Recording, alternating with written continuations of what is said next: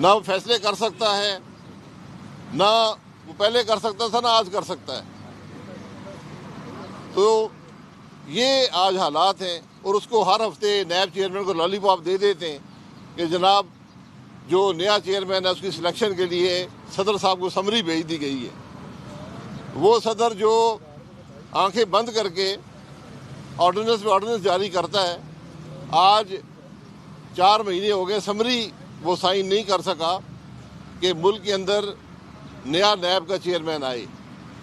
یہ حالات ہیں، یہی حالات سارے ملک کے ہیں، جو معیشت کی تباہی ہے، جو ملک کے اندر امن و امان کے حالات ہیں، جو سیالکوٹ میں واقعہ ہوا، چینی کے اسکینڈل ہیں، ہر محکمے میں ایک اسکینڈل موجود ہے، ہر محکمے کے وزراء بدلے گئے، ایک اسکینڈل یہاں کرتے ہیں، دوسرے وزارات میں بھیج دیا جاتا ہے۔ یہ آج ملک کے حالات ہیں، اور اس کی قیمت پاکستان کے عوام ادا کر رہے ہیں۔ مہنگائی کی صورت میں ملک ادا کر رہا ہے، معیشت کی تباہی کی صورت میں، لیکن آج کوئی پوچھنے والا نہیں ہے، کوئی بات کرنے والا نہیں ہے۔ یہ حالات زیادہ دیر نہ چل سکتے ہیں، نہ چلنے چاہیے، کیونکہ جس ملک میں نظام آئین کے مطابق نہ ہو کبھی ترقی نہیں کرتا۔ تو نظام کے اندر جو مداخلت ہے اگر وہ ختم ہوگی تو ملک آگے بڑھے گا۔ یہی پی ڈی ایم کہتی ہے، یہی پاکستان مسلم لیگ نون کہتی ہے۔ جی بھائی صاحب، کیا کہیں گے؟ نہ کوئی استعفے، نہ کوئی تحریک عدم اعتماد، صرف جو ہے مہنگائی کے خلاف مارچ، تو اب کیا عوام کو مایوسی نہیں ہوگی پی ڈی ایم کے خلاف؟ جی بالکل، استعفے کا آپشن بھی موجود ہے، عدم اعتماد کا آپشن بھی موجود ہے، اپنے وقت پہ استعمال کیے جاتے ہیں۔ استعفے بھی ہمارے پاس ہیں، عدم اعتماد کا راستہ بھی ہمارے پاس ہے۔ اور میں نے پہلے کہا کہ پی ڈی ایم کا مقصد ملک کے نظام کو بدلنا ہے۔ جس ملک کا نظام ہی آئینی نہ ہو، آئین کے مطابق نہ چلتا ہو، وہاں پر آپ کس پر عدم اعتماد کریں گے؟ آپ کے سامنے جو کچھ ہوا جوائنٹ سٹنگ کے اندر، کہ ٹیلی فونوں پر یہاں پر حاضر کیا گیا وزراء کو، پی ٹی آئی کے اپنے ممبران کو، اور ان سے ووٹ لیا گیا۔ تو جب تک یہ مداخلت آئینی نظام میں ختم نہیں ہوگی، ملک آگے نہیں چلے گا۔ اچھا سر، یہ بتائیے کہ آپ کے کیس سے متعلق ہے کہ گزشتہ سماعت پر ہم نے دیکھا کہ کچھ درخواستیں جو پینڈنگ تھی بریت بری وہ مسترد ہو گئی۔ جج صاحب نے کہا کہ یہ ٹرائل چلے گا، تو اب تھوڑا سا پیچھے ہٹیں، تھوڑا سا پیچھے اس کے بعد بھی آپ نے پیچھے ہٹیں تھوڑا سا۔ نہیں کی تھی، لیکن آپ کس طرح دیکھ رہے ہیں ان کیس؟ بریت کی درخواستیں یہاں نہیں ہیں، یہ کوئی درخواست کی ضرورت نہیں تھی۔ 1-2 آرڈیننس جاری ہوئے ہیں، ان پر عدالت نے فیصلہ کرنا تھا کہ جو قانون ہے اس کا اطلاق اس کیس پر ہوتا ہے کہ نہیں ہوتا، کیونکہ ہمیں آج تک یہ پتہ نہیں چل سکا کہ ہمارا جرم کیا ہے۔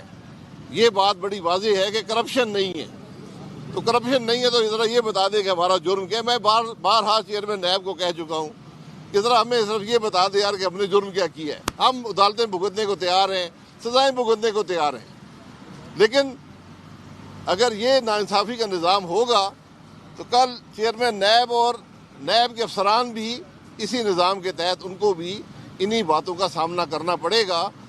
جو ظلم کرتے ہیں ان کو جواب دینا ہوتا ہے۔ یہ میں نیب کے چیئرمین اور نیب کے افسران کو کہنا چاہتا ہوں کہ یہ جھوٹے کیس جو ہیں، جو آپ پولیٹیکل انجینئرنگ کرتے ہیں، اس کا جواب آپ کو دینا پڑے گا۔ بھائی صاحب، نئے چیئرمین نیب کے لیے ضابطۂ قانون نے اسمبلی صدر کو بھجوا دی ہے، تو آپ جو کہتے تھے کہ یہ تاحیات چیئرمین ہے، اب جاوید اقبال صاحب تاحیات چیئرمین نہیں رہیں گے؟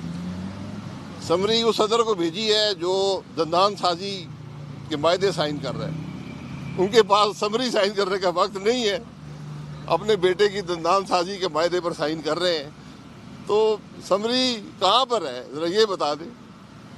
بھائی صاحب، کیا کہیں گے؟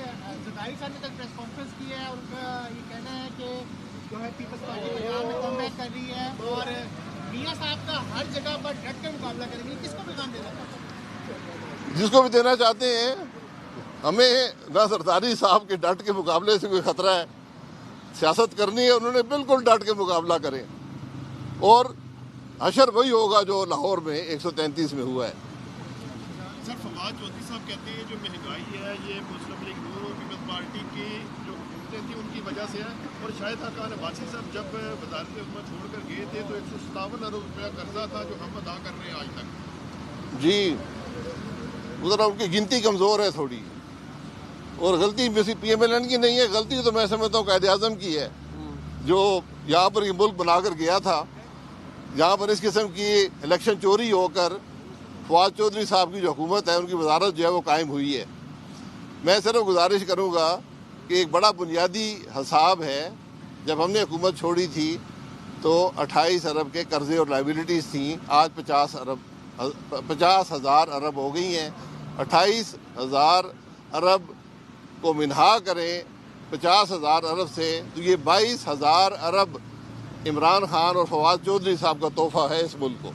بھائی صاحب جو الیکٹرانک ووٹنگ مشین سے آئندہ الیکشن کرانے کی قانون سازی ہے، وہ پہلے آپ کی جماعت کی جانب سے کہا جاتا رہا کہ ہم اس کو چیلنج کریں گے، لیکن چیلنج نہیں کیا گیا. آئندہ کوئی اس طرح کا امکان ہے؟ ہم اس پہ دیکھ رہے ہیں، کیونکہ یہ کام الیکشن کمیشن کا ہے. ہم اپنا بھی رائٹ ہمارا محفوظ ہے، کسی وقت بھی جا سکتے ہیں اس جعلی ووٹنگ مشینوں کے خلاف، لیکن ہم دیکھ رہے ہیں کہ الیکشن کمیشن اس پر کیا عمل درآمد کرتا ہے.